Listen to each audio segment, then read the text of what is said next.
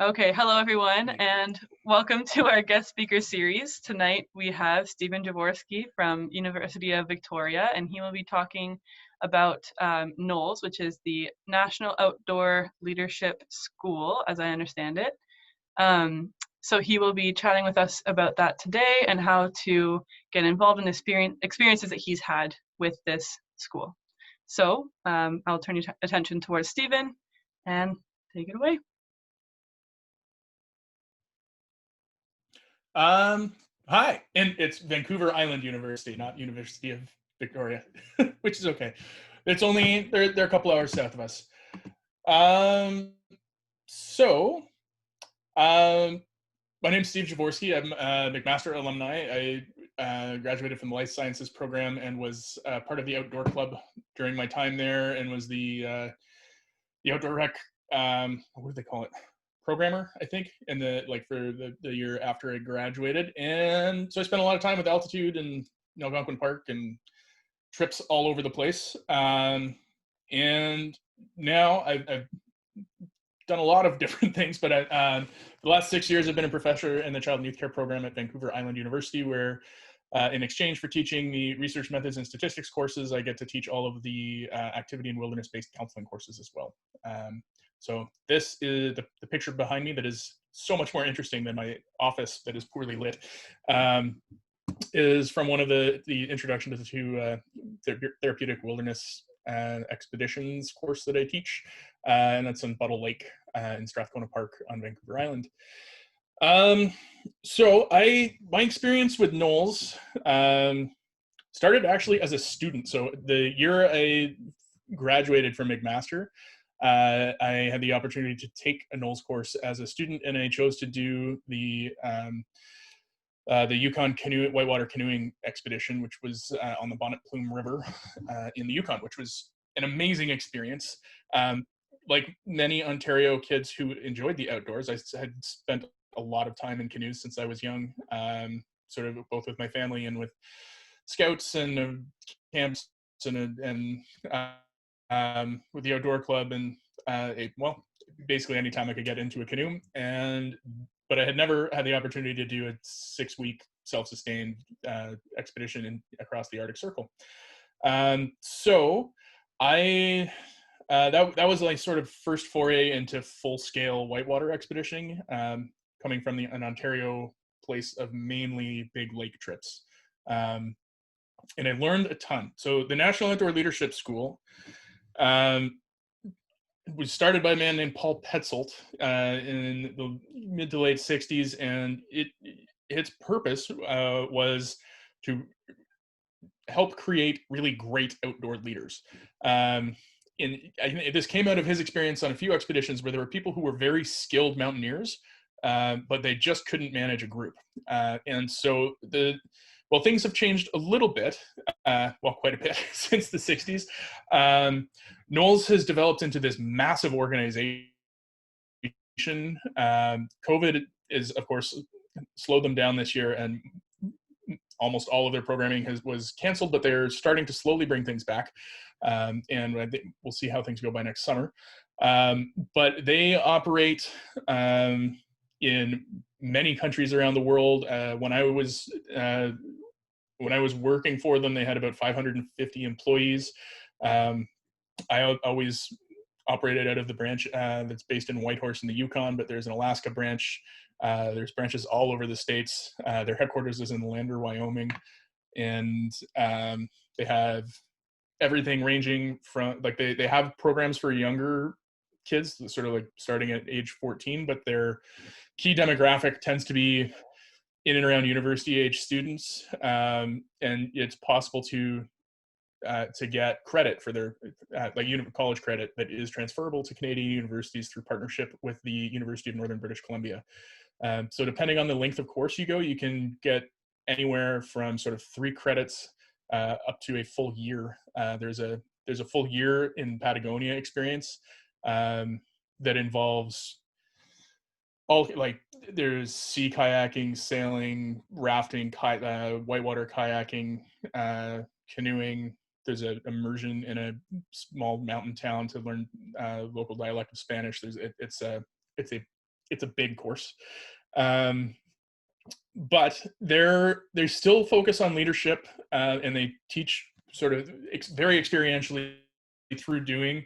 So as a student, over the course of the sort of 6-ish weeks I was up there, the first time you spend the first part of the course really intentionally learning all of the hard skills and like honing the hard skills. So on the whitewater canoeing, that was a lot of eddy, like lots of practice in eddies and S turns and rescuing boats and whitewater swiftwater rescues kind of stuff. So if you haven't had the chance to do swiftwater rescue training before, it is one of my favorite things.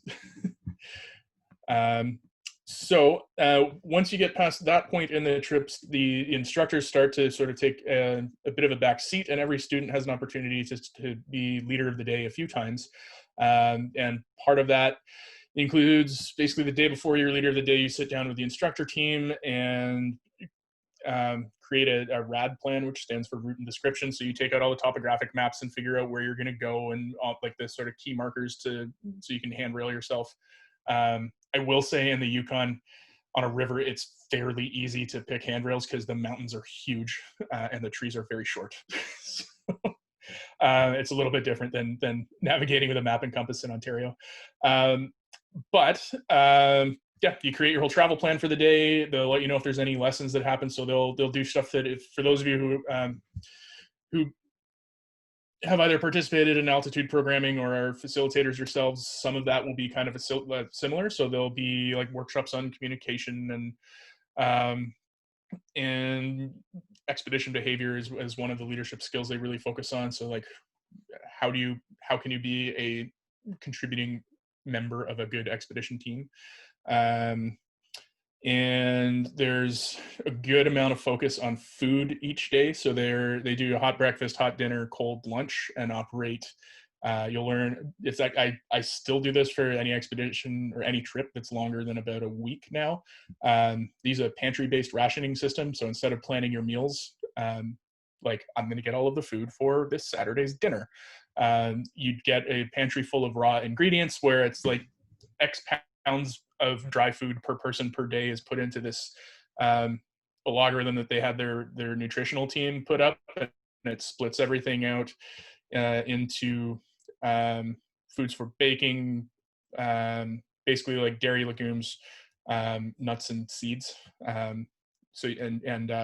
It's all set up so you'll have for a ration period of 9 to 10 or 11, sometimes 12 days, you'll get like 5 pounds of flour, you'll get some pasta, you'll get some granola, you'll get some dry cereal, you'll get all of this stuff, and then you cook it all up over fires or whisper lights, and it's a lot of fun. So that's where I think I first learned how to bake pizza, like yeast leavened pizza, over a fire, which is a wonderful thing to have when you've been out in the Yukon for 2 weeks or 3 weeks. And they do leave time for that. So I know some of the like the Bonnet Plume River, some people will who are experienced whitewater paddlers will go and paddle the Bonnet Plume River in 2 or 3 weeks, and they take sort of 5 or 6 weeks to do it, just so that there's time to blow your day out to, like, first of all, make sure everyone is able to learn all of the skills that they need to safely navigate as you go on, and second of all, that you have time to spend 3 hours cooking dinner or make cinnamon buns one morning and have layover days and do some side hikes and explore things.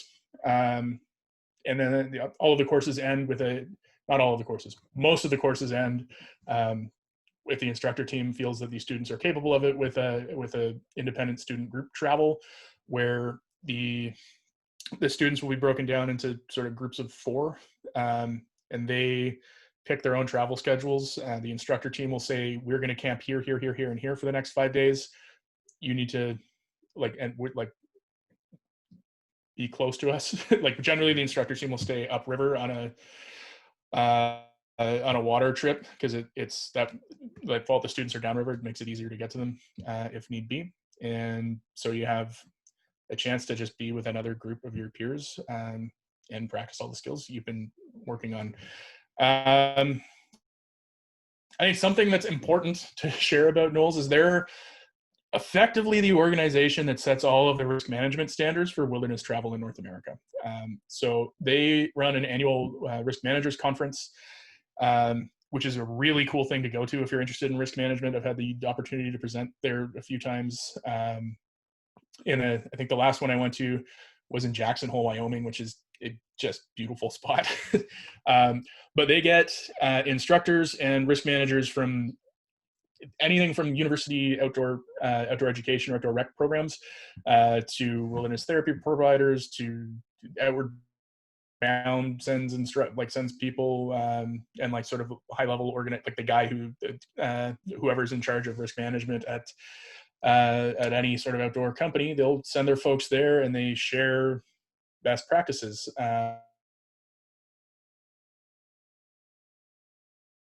So after I came back and got a river trip for McMaster and got a little bit more experience, and then went back and took their instructor course, which was 45 days in total, and then ended up working for them for a few seasons as a backpacking and whitewater canoe instructor out of the Yukon branch. And I think it's like the things that I learned both as a student and as an employee, I still apply to like not just wilderness stuff, but just sort of work and life in general. It's the model of leadership that they teach is really quite applicable across any situation that you find yourself in, and it's very solution focused and pretty collaborative, and they do a good job of training, I guess, teaching their students how to develop good judgment, so that whatever situation you find yourself in, it's easier to kind of work through. Okay, how am I gonna deal with this? And that can be whether you're on a river just south of the Arctic Circle and you come around a hairpin corner in a 600 meter deep canyon and there's a grizzly bear 2 boat lengths in front of you fishing, and then it rears up and freaks out, which is something. Or it could be figuring out how you're going to navigate a university administration who has never had a canoe trip go out before and doesn't understand why you would want to do that with your students. So I think it's I learned a ton there. The instructors are an incredibly dedicated bunch who are really good at what they do. There's a core group of Knowles instructors who, like, it's their full-time job, and it's not like something that they do for a contract for a summer and then they go back to whatever else they're doing. It's like they are full-time wilderness educators who operate on expeditions all over the world, and so they'll spend their year guiding in the Yukon, and then they go to Alaska for a course, and then they go to the Mexico branch and do a sailing course or sea kayaking course, and then they go to Patagonia and do a course there, and then they go to New Zealand, and then they go to Australia, and then they go to India, and then they go to Europe, and then they come back, and they just kind of go in this circle. And like people, like this is their career for decades. So it's some of the most experienced outdoor instructors I've ever come across, and worked for Knowles when I was involved, and still do.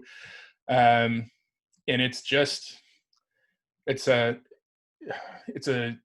great organization to work for that really values good specific feedback, which is something that I wish would be better at every organization I've worked for. But it's a good, healthy environment, and I've learned a ton from it. I have a few pictures. Again, I'm going to apologize in advance for not having a polished, shiny PowerPoint for you today, but I had to defend my PhD proposal yesterday, and so I did not really sleep at all this week. But let's see. I'm going to share screen 3. Sure, why not? I've got a few pictures just to give you an idea of what my time up there was like. So sure. So you should by now be able to see a panel with a whole bunch of pictures. Yeah, sweet. Okay, so this is from my instructor course. which had originally been scheduled to be on the Bonnet Plume River, but the day before we were supposed to fly out to be dropped off at Bonnet Plume Lake, the the airline on the runs the float planes called, and they had just flown over to do a drop off at a diamond mine, and said that we probably wouldn't be able to go to Bonnet Plume tomorrow because there was a dog team running across the lake and it was still very much frozen, which is not so good for canoeing. So we did some rescheduling and ended up paddling the Hess River, which was awesome. So these are just some shots. This is training closer to Whitehorse. Here, this is once we landed the plane on something called Porter Puddle, which is this little drop over here. It was about at most a meter deep. And they ran this float plane that held 2 canoes lashed to the outside, the pilot and 2 people at a time with some gear. And we had to, so even like getting to this place was an adventure. We drove down an old road that was used by an oil company in the 60s that is loosely maintained for recreational use for like the better part of a day, and then had to carry 2,000 liters of jet fuel with us in the back of the truck and then like hand pump it into the plane to refill it as it flew back and forth to get in. It was amazing. Let's see. I will say they use really good gear, which is nice too. Like they get stuff that is bomb proof and can actually stand up, which makes sense when you're going out into far off places. So this is just sort of starting the headwaters of the river. This was a lesson on field repairing a hole in a canoe. They did a great, this is me in a blue helmet. And this is a very swollen river. So it's a beautiful landscape. And their courses are not easy. Like you'll be pushed if you choose to go and do this kind of thing, but you'll learn a ton. And I found even on the instructor course, you need a lot of experience to qualify for an instructor course. Like I had been canoeing my entire life and barely made it. Most of the other people there were folks who had been outward bound whitewater canoe instructors for like 5 to 10 years as their full-time job.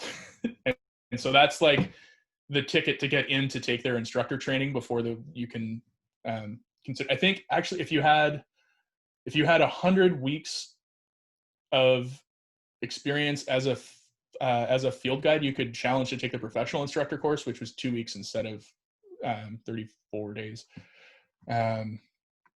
Okay, so they're big fans of running a very tight ship. In the old days, Paul Petzel called it bomb proofing, which means that if you did not secure absolutely everything anytime that you went from one position to another, he would do stuff like, oh, your backpack's open and you didn't do it up. I'm going to throw this off the ridgeline because what if the wind came through and the wind would have done it? Now you're going to have to go and like figure out how to get all your stuff and fix it. They don't do that kind of thing anymore, but it's still like making sure that you know what equipment you need to have and where it's stored and how to keep everything safe and dry is really important.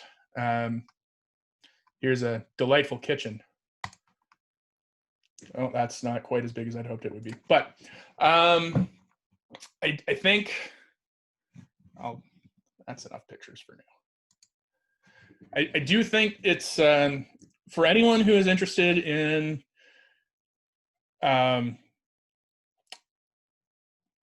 sort of further developing your wilderness skills, like even if you have done a lot of guiding at McMaster, going and taking a NOLS course is amazing. There are, if you want to learn a skill that is brand new to you, the standard courses are a good way to go. If you're really interested in outdoor education, they have courses that are specifically designed for outdoor educators, where they'll look more at, like in addition to the hard skills, they focus on how do you use the expedition and the land you're going through as a learning tool, and sort of the pedagogy around outdoor learning.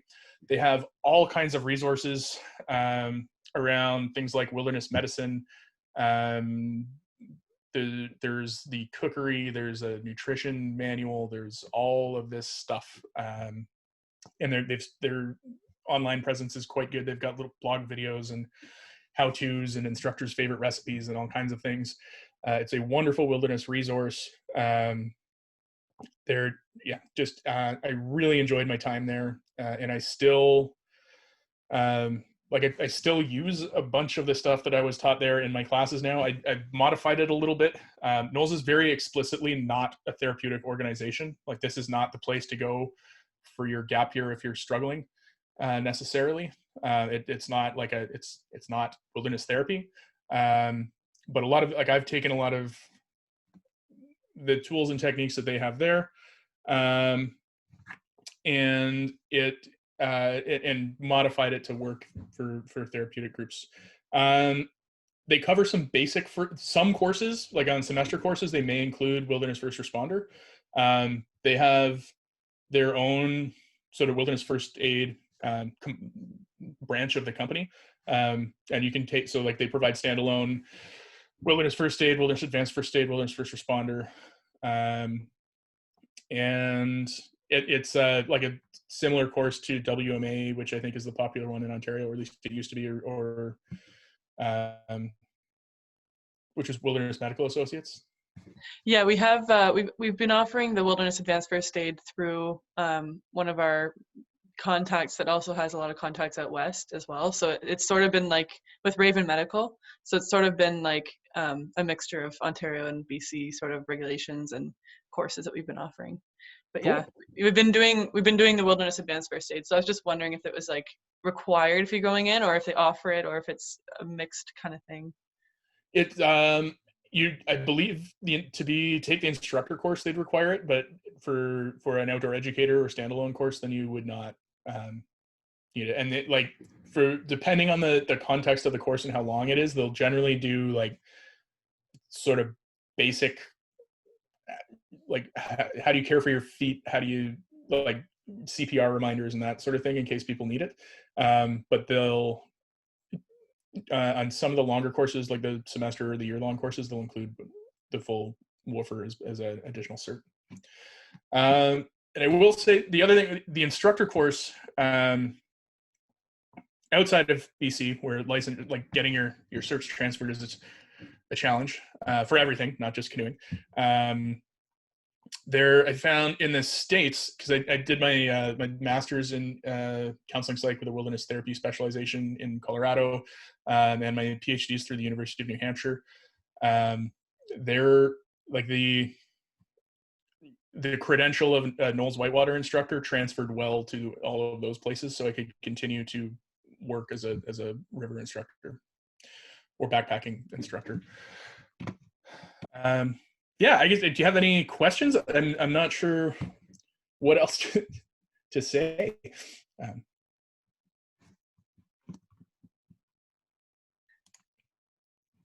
So yeah, I guess my question is, so you said you were at McMaster for your undergrad, and then you went to Knowles, and you said you used it as a gap year, or? No, I did it in.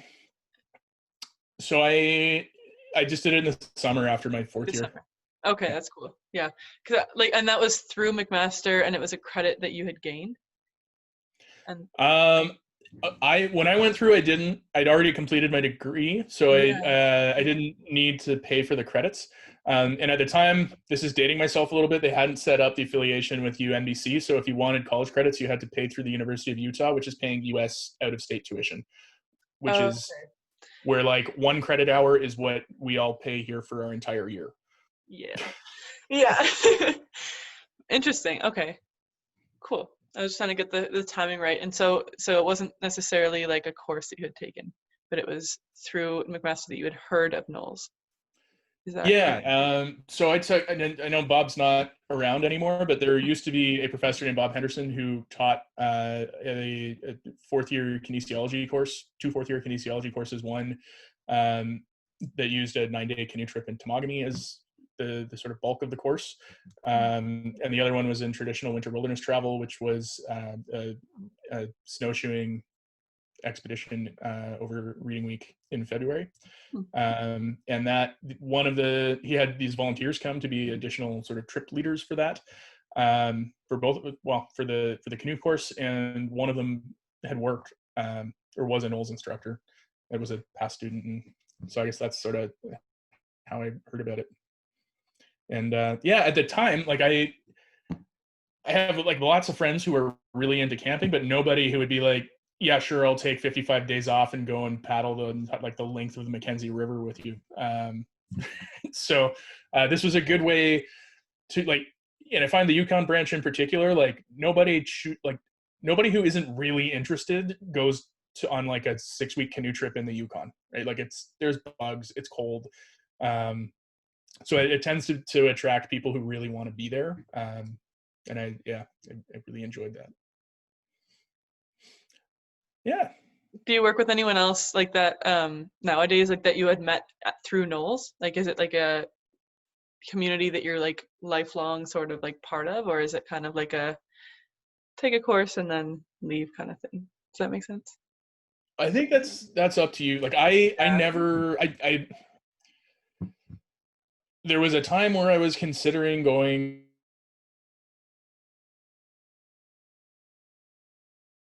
to like shift towards sort of therapeutic work and back into the academic stream of things. So like I still occasionally run into people who I worked with through Knowles, but they're not like my core community, but that was sort of my choice. Like I did, like went in, took a course as a student, did 2 seasons as an instructor working for them, loved it, learned a lot, and then shifted directions a little bit. But I still I'll occasionally still go to the Wilderness Risk Management Conference and keep up with folks that way.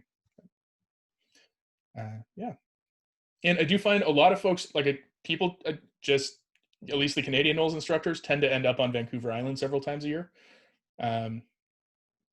Like some of them, they live on a sailboat and keep their boat here and kind of come through and say hi and all that. Yeah. But yeah, I would say I highly recommend their courses. They're excellent. You'll learn a ton. And they're like, if you ask your instructors for feedback about specific things you're doing, you'll get it and it will be meaningful. You'll see some of like just the most gifted outdoor educators that you could possibly come across teach you like so many ways to, like, in a really engaging way, teach all of the elements of a paddle stroke, or how to, successfully, or how to set up safety on a glacier, or how to manage bear trouble, how to plan meals, how to deal with all kinds of different behavioral issues, how to really efficiently set up and take down your campsite. And I do think, just from my own personal experience, like it takes a pretty good solid 2 weeks of of a trip before you stop looking at it as a trip, and it just becomes like what you do every day just becomes what you do every day. Like, this is our routine and this is how we do it. And I think there's a huge amount of learning that happens once you've hit that point. And even folks who come to Knowles with no prior experience in the wilderness, which does happen quite a bit actually, and they're aware of that, and it's totally okay.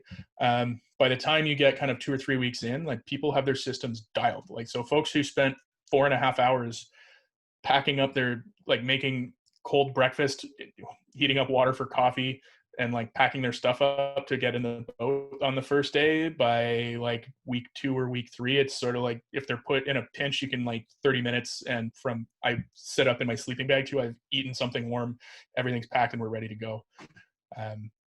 So it's great.